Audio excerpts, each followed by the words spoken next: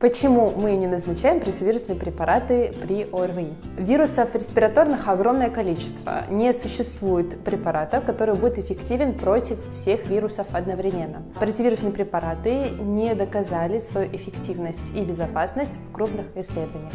Респираторные вирусные инфекции лечатся симптоматически. Это промывание носа по необходимости, жаропонижающая терапия, достаточное питье, забота и любовь. Поэтому не переживайте, если педиатр не назначил никаких противовирусных препаратов. Иммунитет ребенка в большинстве случаев справляется самостоятельно. При необходимости вы можете обратиться к педиатрам Лахта Джуниор или Лахта Онкол.